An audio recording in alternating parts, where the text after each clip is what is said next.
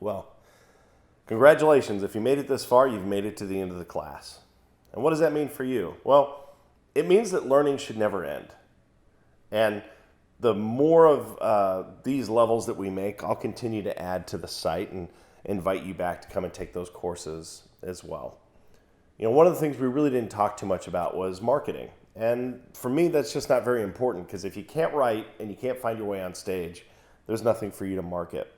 Unfortunately, we do a horrible thing as human beings and we declare that we're going to do something. And there's no problem with that. However, it puts a lot of unnecessary pressure on ourselves when we go out and we say, I'm going to go do stand-up comedy this year. The easier thing to do is to just go do stand-up comedy.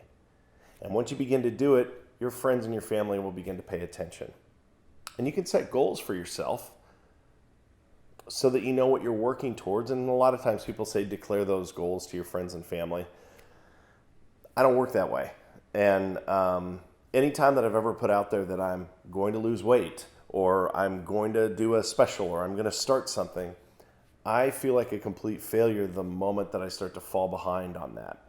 However, if I can imagine it, I can set the goal for myself and I can lay out the steps to get there and do it in my own time and then present it to the world, well, the world sure does give me a lot of positivity back because they appreciate the hard work and the effort. It doesn't matter. It doesn't mean that what I do is good all the time, but it means something to me, and I put a lot of hard work and effort into it. So the one thing that I can promise you through this journey is that if you put in the work and you take your licks and you keep getting back up on stage week after week after week, you'll be good at this. I promise you'll be good at this. And if you need a little help, reach out. 954-667-7735. I'm Casey Casperson.